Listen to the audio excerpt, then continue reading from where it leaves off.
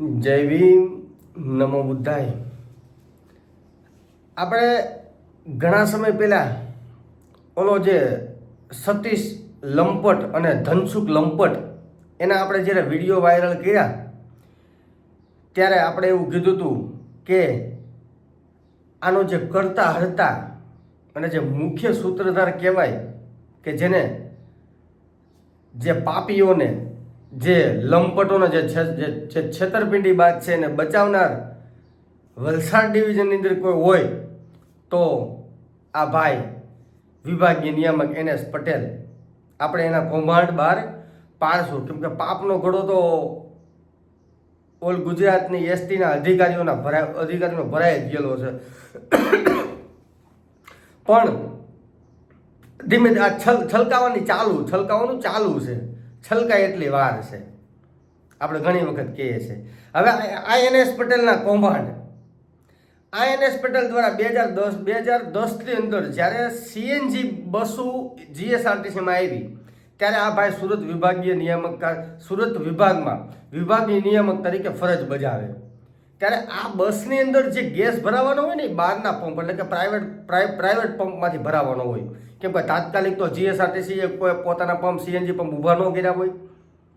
એટલે આજે પ્રાઇવેટ કંપનીને જે કોન્ટ્રાક્ટ દેવામાં આવેલ કે અમારી GSRTCની બસોની અંદર તમારે ગેસ ભરી દેવાનો, એની અંદર GK પટેલ, સ્નેહલ પટેલ, આજે સ્નેહલ પટેલ કહું છું ને લેડીઝ નથી હો ને, લેડીઝ નો સમજતા, જોકે કામ તો થોડાક ખરાબ છે.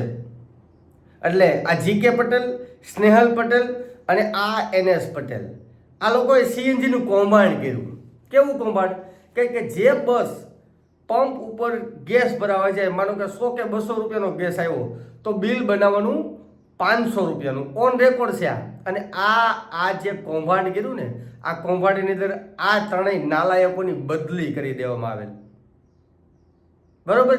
બીજું, 2018માં મીનાક્ષીબેન એક કંડક્ટર છે જેનો આપણે વિડીયો વાયરલ કર્યો, જે આ નાલાયક લંપટ આજે છેતરપિંડી બાજ આજે સતીશ પટેલ છે ને, સતીશ પટેલ એને આ બેનની છેડતી કરેલી. ત્યારે આ બેન ડેપો મેનેજર પાસે ગયા ફરિયાદ કરવા, એને ફરિયાદ ન લીધી.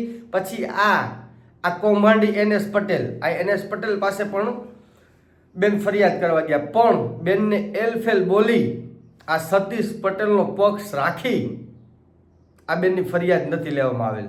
આ મીનાક્ષીબેનનો તમને દાખલો દેવાનું કારણ એવું છે કે આવા ઘણા બનાવ છે જે NS પટેલે ફરિયાદ નહીં લઈ અને એના પાગ્યાઓને છાવરા છે. હવે છાવરા છે હું કામે? એ તો આવા કૌભાંડીઓને બીજું તો શું હોય? પૈસાની લાલચ સિવાય તો આ લોકો કાંઈ કોઈના બાપનું ન કામ કરે. બરોબર. ત્રીજું, સાપુતારા ડેપો છે એની આજુબાજુમાં જે હોટલનો જે કોન્ટ્રાક્ટ આપવાનો હોય, એ જે જમીન છે, જમીન હોટલ માટે રાખવાની હોય, એવા બહારના જે પાર્ટી હોય જેને હોટલ રાખ્યું હોય એની પાસેથી આ ભાઈએ આ જમીન બાબતે કંઈક કૌભાંડ કર્યું.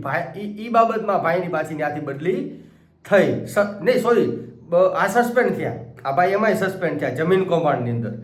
પછી રવિ નિર્મલ જે હાલ સચિવ છે, પછી આ NS પટેલ, પછી AK પરમાર, આ લોકોની બદલી થઈ સેન્ટ્રલ ઓફિસેથી.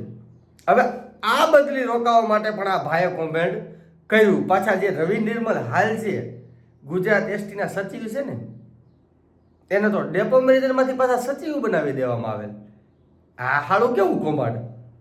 આટલા તો બધા કેટલાક રૂપિયા ખવડાવે છે ને STની અંદર, કે પછી સરકાર આજે રાજકીય લોકો છે, આપણે અવારનવાર સાંભળતા હોય કે રાજકીય લોકોના ઈશારે જ બધું તંત્ર ચાલે છે. તો આ રવિ નિર્મલ એક રાજકીય વર્ગ ધરાવે છે, એટલે આ રવિ નિર્મલને સચિવ બનાવી દીધા. બાકી તમે આજ દિવસ સુધી ઓલ ગુજરાત STની અંદર તમે એક પણ કિસ્સો એવો નહીં સાંભળ્યો હોય કે કોઈ ડ્રાઈવર કંડક્ટરની બદલી થઈ, કોઈ ડ્રાઈવર કંડક્ટરની બદલી થઈ તો એનો ઓર્ડર રોકાવી એને મૂળ જગ્યાએ નહીં પણ એનાથી ઊંચી જગ્યાએ એને પોસ્ટ આપવામાં આવેલ હોય.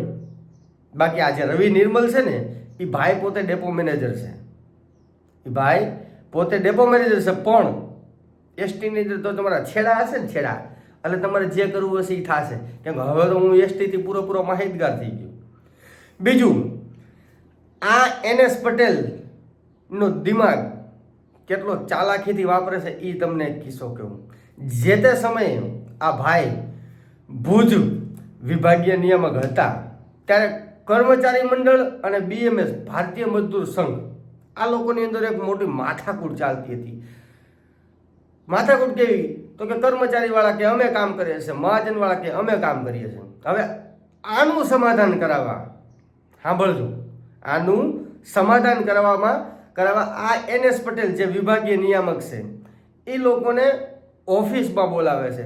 હવે આજે સમજો કે બે વ્યક્તિને ડખો થયેલો છે તો પોલીસ અધિકારી હોય કે XYZ કોઈ બી હોય કે મારી જેવો કોઈ સામાજિક કાર્ય કરવું હોય તો એ બેને સમાધાન કરવા માટે બેને પેલા ભેગા ન કરે. પણ કર્મચારી મંડળ અને ભારતીય મજદૂર સંઘ જે BMS છે એની અંદર જ્વાળા ઉપાડવી, આ લોકોની ધબધબાટી બોલે ને એ બધા બાંધે ને હું મોજથી રહું, હું જેટલું કે એટલું થવું પડે. આવી નીતિ ધરાવનાર NS પટેલે કેવું કર્યું તો કે કર્મચારી મંડળને પેલા ઓફિસમાં બોલાવે છે. એટલે કોઈ બી કચેરીનો નિયમ હોય છે કે એક વ્યક્તિ કોઈ મુદ્દો લઈને ગયું હોય કોઈ અધિકારીને મળવા, એટલે આ વ્યક્તિનો જ્યાં સુધી મુદ્દો પૂરો ન થાય એ ભાઈ કેબિનની બહાર ન જાય ત્યાં સુધી બીજી કોઈ પાર્ટીને અથવા બીજા કોઈ અરજદારને અંદર બોલાવાય નહીં. પણ આ NS પટેલને તો શું છે, ભડકા કરાવવા. એટલે હજી તો કર્મચારી મંડળ અંદર બેઠેલું છે ત્યાં ભારતીય મજદૂર સંઘ જે BMS છે, જે તે સમયના BMSના પ્રમુખ ઈશ્વરભાઈ ગીરી હતા. આ લોકોને કર્મચારી મંડળ અને BMS આ બેને ભેગા કરીને અંદર ધડબડાટી બોલાવડાવી. કેવી બોલાવડાવી? માથા ફાડી નાખ્યા. બરોબર? આ એક કૌભાંડ જ હતું. કેવું કૌભાંડ? તો કે યુનિયન વાળાને ઝઘડા કરાવી, પોતાની જે સત્તા છે એ કાયમ રાખવી, પોતાને જે એના મનની રાજી હોય એવું જ એને કામ કરવું. એટલે આ હતો NS વિભાગીય નિયમે NSના કૌભાંડ. આ હજી પાર્ટ 1 છે, હજી બીજો પાર્ટ આવશે, ત્રીજો પાર્ટ આવશે. પણ આ જે નાલાયકો STની અંદર જે ભ્રષ્ટાચારી, જે કૌભાંડીઓ, જે છેતરપિંડીબાજ, જે લંપટો, જેને 18, 19, 20 વર્ષની દીકરીઓને પણ છોડતા નથી, પોતે 50-55 વર્ષના થયા છે, છતાં આ નાલાયકો પોતાની દીકરીઓની ઉંમરની છોકરીને પણ છોડતા નથી. એને નરેશવાળા છોડશે જ નહીં. તમને એવું લાગતું હોય કે અમે 10 લાખની નરેશવાળાને ઓફર કરશું, અમે 25 લાખની ઓફર કરશું એટલે નરેશવાળા વેચાઈ જાય. તમે એ મગજમાંથી એમ કાઢી નાખજો. તમે જે કાંઈ તમારા જીવનકાળ દરમિયાન જે કાંઈ કૌભાંડ કર્યા છે એ બધા છતાં કરીને મૂકી દેવાનો છો. તમને સમાજની અંદર દેખાડવાનો છો કે આ નાલાયકો, આવા લંપટોને સમાજની અંદર કોઈ પણ જગ્યાએ જગ્યા ન મળવી પડે. હવે આ NS પટેલના જે કૌભાંડ છે આપણે પાર્ટ 2 બનાવશું. જય ભીમ.